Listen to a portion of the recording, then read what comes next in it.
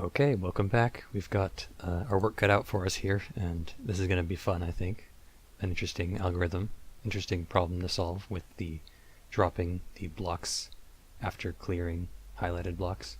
So I've written up what I think is a functional pseudocode algorithm for this problem. I'll walk through each step here before we get into implementing it in Blueprint. So we're going to have the timer bar move across as we've seen before. And we're going to start here. Say there's some highlighted blocks here and the timer bar moves through, and it's going to move into, so the timer bar moves into a column, and it determines whether there are any matched blocks. The timer bar will turn those matched blocks into highlighted blocks, and then we'll run another function after that, which checks the column and says, are there any highlighted blocks in here? If there is a highlighted block, starting from the bottom, we look up and see, is there a highlighted block anywhere? If we find one, then we continue looking up, and any non-highlighted block, which is whether it's matched or unmatched, will be added sequentially into an array called block array. And when I say sequentially, I mean from the bottom up. So here's the first highlighted block, say, and here are two non-highlighted blocks. We add this one to the array, and then we add this one to the array at a later index, like at the end of the array. We append it to the end of the array, and the order matters here. And we keep moving up until we reach the top of the grid and there are no more blocks to look for. And then we move on to the next, the timer bar moves on to the next column, and it again looks for highlighted blocks, or matched blocks to turn into highlighted blocks.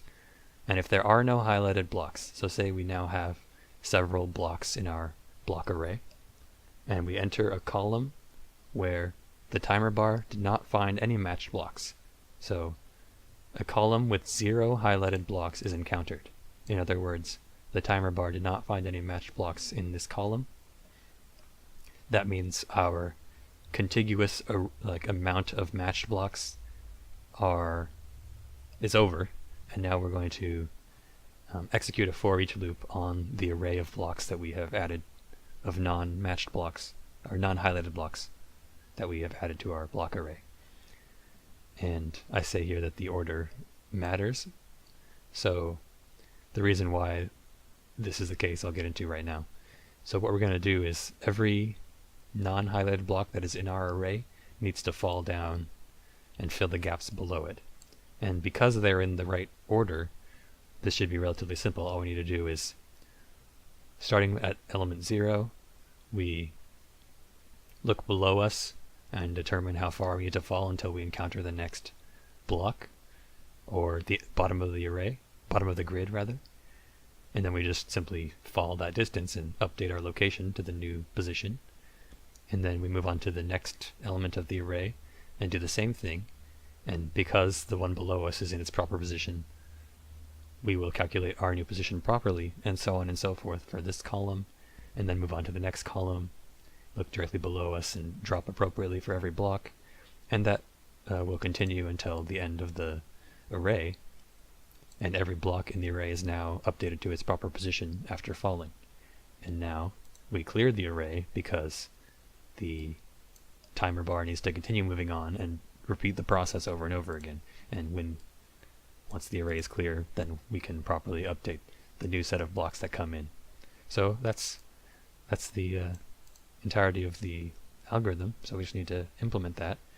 We'll need to remove some of the parts that I added previously and change things around so that we can set things up for this algorithm. But it shouldn't be too bad. So let's get into that.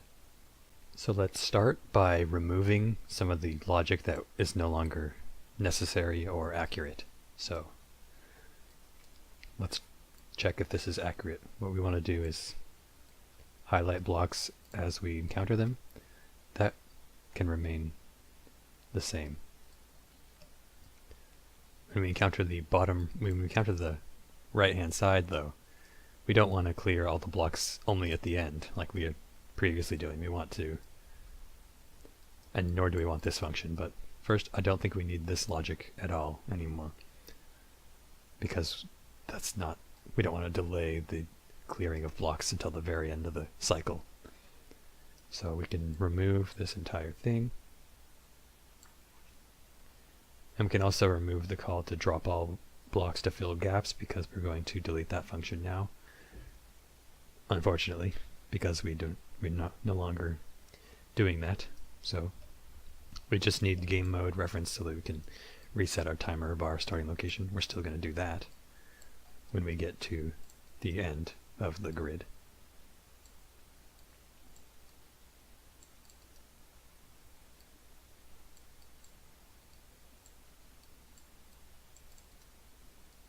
So that's better, cleared up for now. And now we go to game mode, and we need to, unfortunately, despite my best efforts to make this look pretty, this is not how we're supposed to accomplish the gameplay mechanics. So we can just delete this entire function. We have no need for it, and it is not going to do things the way we want. So make sure there's nowhere calling it, and there isn't, so we can close this and delete this. Compile. So now what we need to do is go ahead and save all. Clear log. I'm going to go into the timer bar. Well, first of all, I'm going to do something a little weird maybe, but I'm going to create a new blueprint class. I'm not even going to worry about making this a C++ class because it's just going to be an empty object. It's just going to be like, it'll be an actor, but it's just going to be invisible. You'll see what I mean in a moment, but it's going to be called a column checker underscore blueprint. So it's going to be a collision box that when the column touches it, the box is going to run its check that we describe in the pseudocode here. We line trace up from the bottom looking for a highlighted block. What triggers this line trace is going to be this column checker object. And the reason why we have this is so we know that the timer bar has had its opportunity to check every box in the column and turn them into highlighted blocks, and then it touches this column checker, which moves up. Now that's certainly one way to do it, and we just manually place these at every column. And if we do that, then we don't have to, worry about telling the timer bar to do that at the appropriate time, because the bar is just going to move to the right and collide with those and run the function on collision or overlap. But I mean, since the only thing the bar is doing is colliding with things, I figured we'd just have a new thing for it to collide with a unique class type, which will then cause a different function to happen. So that was my plan, and I think I'm going to stick with it for now. But there's going to be no logic in this actor. It's just going to be, it only exists to have a unique class name and a location in space. So I'll go ahead and make this now. We just need a box collision, and it can be relatively small. It's going to be small by default, I think. And that's all it needs to do.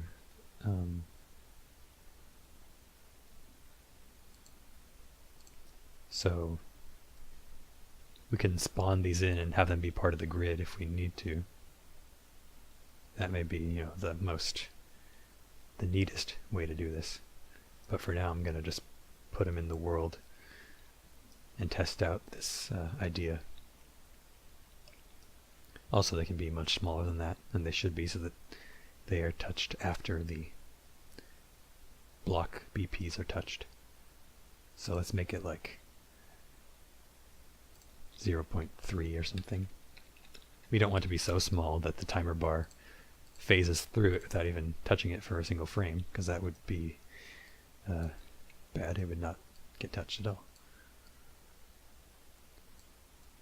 So its location in the z-axis doesn't matter as long as it's somewhere in the grid. So what I'm doing is holding down the Alt key when I left click the red arrow here. That duplicates the object, so hold Alt, left click, and drag. And then I'm just arranging these along the bottom of the grid. And notice it's like halfway through each grid slot. Obviously it'd be better to programmatically place these in every column as we add the column cubes or after we add the column cubes. But I just want to make sure this idea will work before I worry about making it pretty. So again, the timer bar is going to move through, hit every block, turn into a matched block, a highlighted block, and then it'll encounter this thing, which will ray trace upwards, or when it encounters this thing, the timer bar will run a ray trace upwards and encounter the blocks as we discussed in the pseudocode. So we'll get to that now. So we can close this since it's not doing anything. Close this. We can probably close most of these, but I'll leave it open for now. So after checking to see if what we collided with was a block, and if it was not a block, then let's check and see if it was, if the other actor was get class, if it was of class column checker. Oh no, equals the column checker class.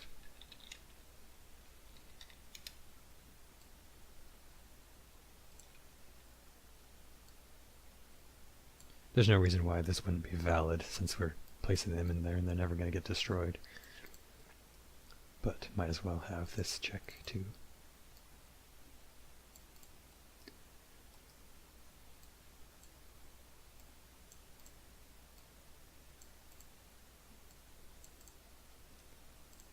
Now I'm just going to duplicate the branch node here, duplicate these reroute nodes.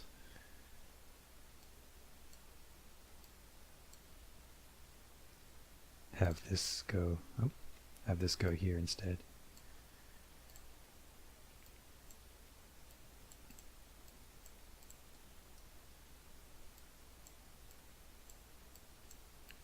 So if we collided with the column checker, then we're going to run this function which traces up from the bottom in order to sort of parameterize this function. I'm going to get the location of the actor that we collided with, which is the column checker in this case. I'll just feed the actor into the function that I'm about to create. No, I'll feed the location in. Get actor location. So let's make a new function within the timer bar, because the bar is the thing that's deciding to do this.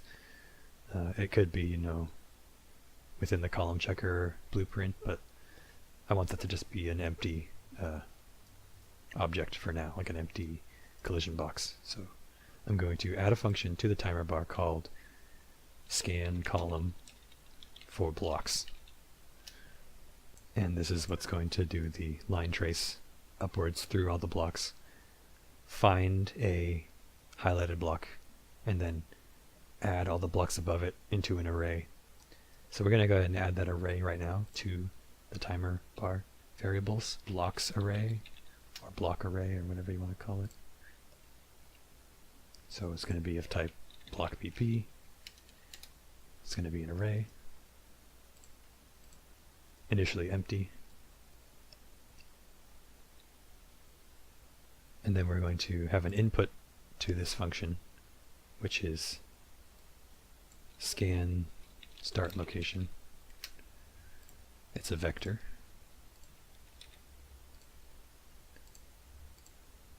And we'll feed that in when we call the function.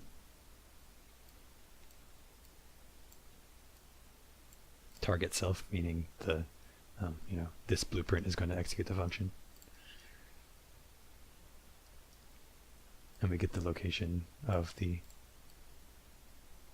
column checker, just so that we know what column we're in. And now back to this function. We're going to do a multi-line trace for objects. We'll be ignoring self, and we need to do this again, make a object types array of type object query. Initialize it with one element to a world dynamic, which is what the blocks are.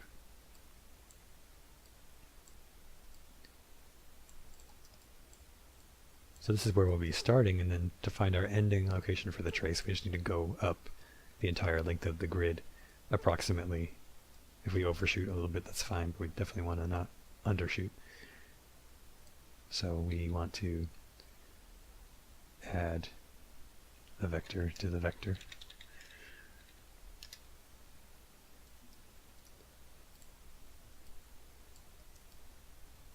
And 0 and 0 for x and y. We just want to go up in the z direction by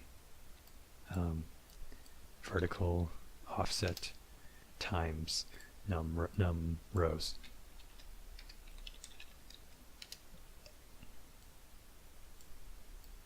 Now we're starting, halfway through the bottom row. If you look at the column checker objects, this is where the scan is going to start, and it's going to go up.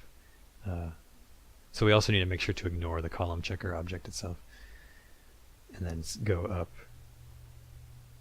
num rows times vertical offsets 1, 2, 3, 4. So it might overshoot a little bit, but that's fine.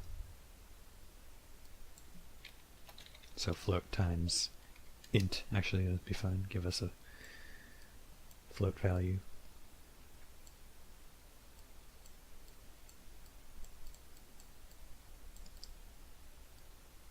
And that feeds into there, and now we need to,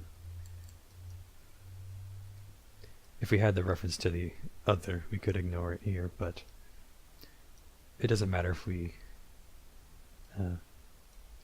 include the column checker object in our out hits, because we're going to check specifically for the blocks anyway. So for each loop here,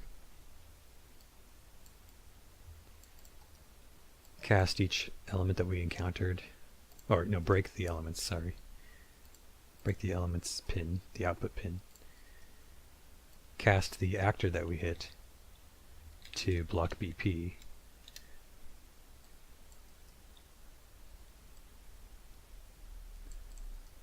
We also want to check if it's valid.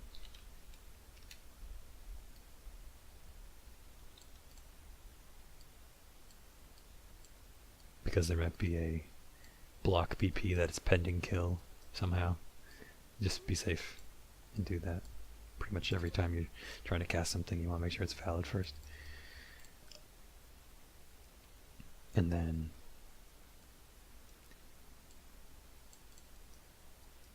if the cast was successful, then it's a block. If it was unsuccessful, then it was a probably one of the column checker objects. But we'll just ignore that. So we want to say get my state for the block that we're looking at right now. Now, one thing we need to make sure of, we want to make sure that the return values are in order, like by location, in the order that we collided with them as we did the ray trace. I know with the Unity engine, when you do this kind of thing, it is not ensured that they are in the right order. So you have to kind of organize them yourself if you need to rely on that order. Well, we can verify whether or not this returns the objects in the order that they were hit by just printing things out and checking the location. So that is important. If not, we'll have to sort them ourselves, which won't be that bad. So we cast it to a block BP, and if it is highlighted, then we want to do something. If it's not highlighted, we don't care, because we only want to start adding the blocks to our array after we find the first highlighted one, because the ones underneath the first highlighted one aren't going to fall at all because there's nothing that will be cleared underneath them. Similar in concept to when we did the all but the bottom row when we were doing the horizontal ray traces, but similar idea I think there.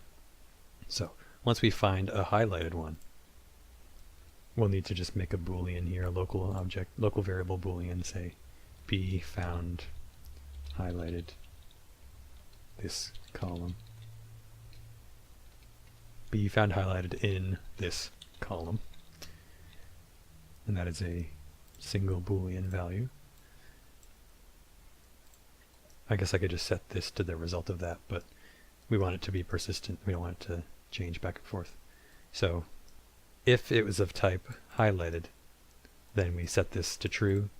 If it's not of type highlighted, but it is a block, then we do, this is going to look confusing for a second, but we do a branch and say, if this value is true, which means we've previously found a highlighted block, and now we're looking at a matched or unmatched block,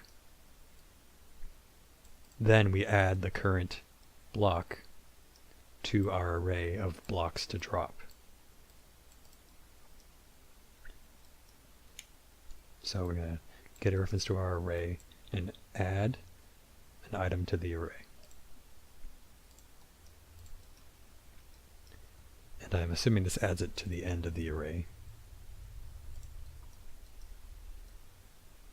If it adds it to the beginning, then we can just work backwards at the end if we need to. If it adds it in the middle, then I don't know why they would do it that way, so it's one or the other, I'm sure.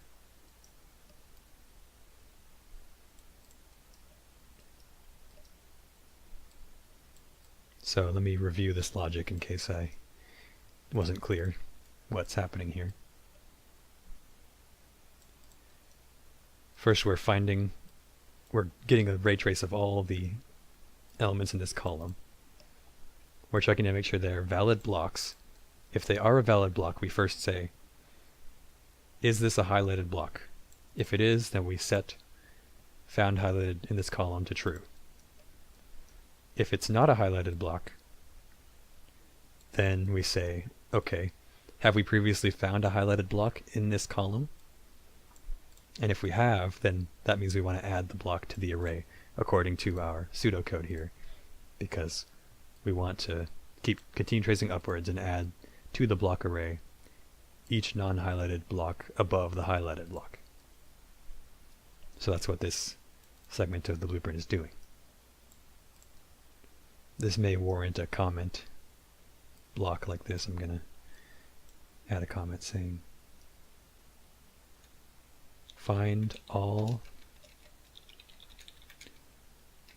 non-highlighted blocks above the first highlighted block encountered, if any. Add these non-highlighted blocks to blocks array. We don't need to reset this variable because it's going to be initialized to false every time a column is scanned. It's only going to scan a single column. So, and do note I have blocks array here as a on the scope of the entire timer bar object, whereas this boolean is only local, which is why it will reset by itself when I recall this function. So on completion of this for each loop, we will just return from the scan column function.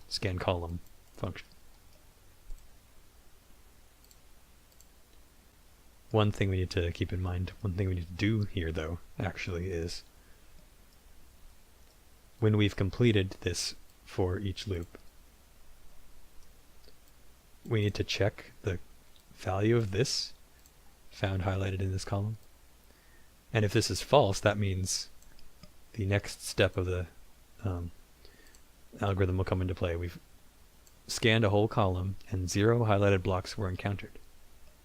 That means we need to execute another function which is going to go through the entire blocks array and do the following actions. So we'll set a Boolean check here and say, what the heck?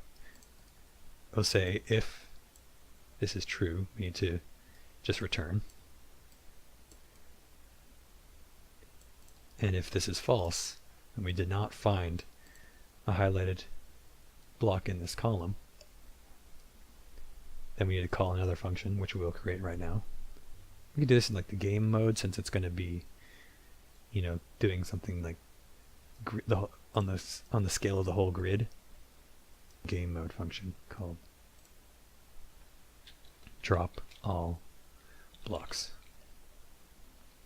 to fill gaps. I think that might be what I called it before I deleted it, but that's a new function now. So if we did not find a highlighted block in this column, then tell the game mode to drop all blocks to fill gaps.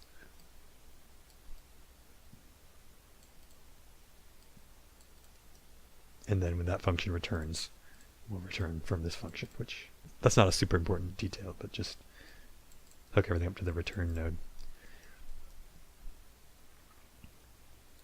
So we need to reference this variable from the game mode now.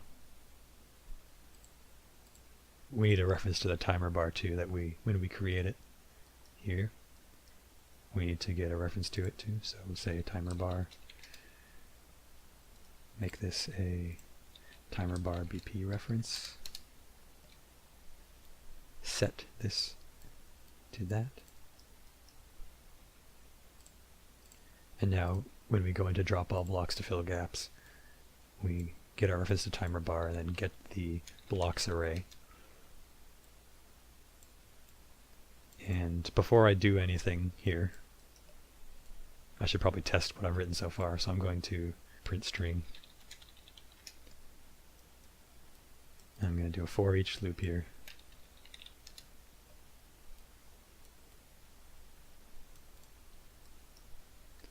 And on completion, I'm going to empty the array, clear all elements out of the array, and then return.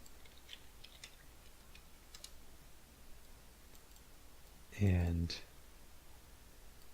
on each iteration, I'm just going to print out the name and location of I'm going to type the append string function. So the name is at, and then the location.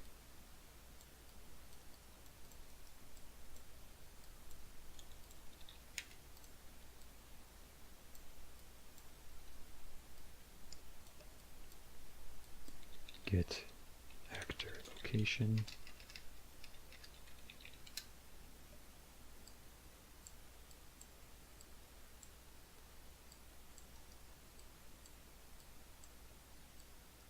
This is to verify that the other function is working at all and that it's arranging them in the order we need them to be in. I may not even be calling this at the top level. Let's see. We are calling this function. Let's see if it works. It's going to scan these ones maybe. No, I don't know. Oh, it's only looking for matched blocks, so it didn't find any matched blocks yet. Okay, so it scanned some matched blocks and nothing happened, so let's see if we're forgetting some important step here. Yeah, so that's one thing. These blocks are not in the path of the timer bar, so they're never actually going to collide with it. So I'm going to select all of these and move their Y values. Oh, I'm selecting too many things. I just want the 16 column checkers. And I want to move them so that their Y value is 0. So now they are going to be overlapping the timer bar. See, there we go. Let's delete that print now.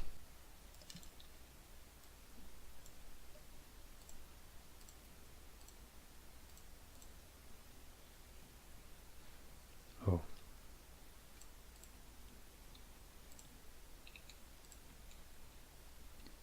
It seems to be happening no matter where I move this block. What have I done? Let's see. I think the blocks are interacting with these objects somehow. When the blocks fall down due to the player controller moving them down, we have the check move down function. Is this the... Are we even using this one still? Yes, we are. Okay. So we do a ray trace downwards, and we check if the object is of type grid or block. And if it's not, we can move. But because this is not either of these, we're saying we can move. And what's probably happening is the blocks are in the bottom row here, and then they're going to do a scan downward, but they're touching this thing before they touch this thing, and thus they go one further than they should because they are here. They look down below them, but before they look down below, they encounter this collision box right here, and that causes them to say, oh, it's not of type grid or block, so I can move through it. So what we should do there, but we can't say block on those objects, and we can't say you can't follow when you see one of those objects, because then the reverse will happen where they will stop one row before they should.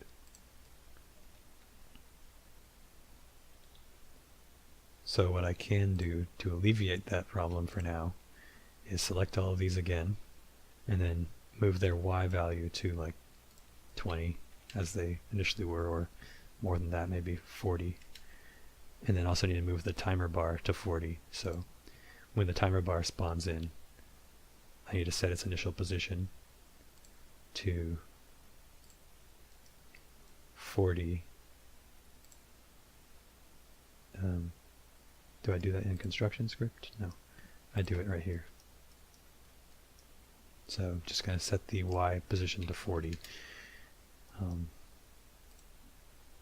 Make a note here. Y is set to 40 so that the column checkers overlap with it with timer bar and not with falling blocks. That's a bit of a nasty workaround, but if it works, I guess it works. And the timer bar is, thin along the y-axis, and the blocks are thicker, so it's still going to move through them. But we'll see.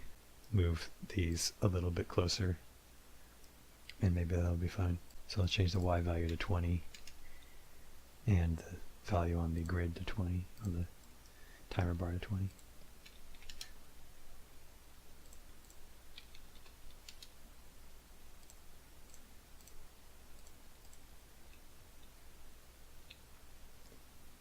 Now the bar is splitting the difference between the falling block collision boxes and the collision boxes of the column checkers down here.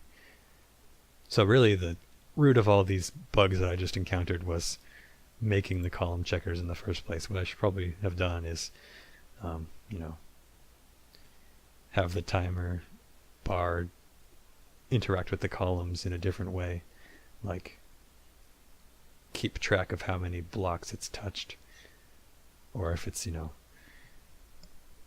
if it's exited the block, if the timer bar has gone through all of these blocks in the current column and then is exiting, like on end overlap, instead of on begin overlap, we do on end overlap with a block.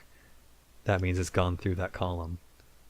So then you run the column check on that column.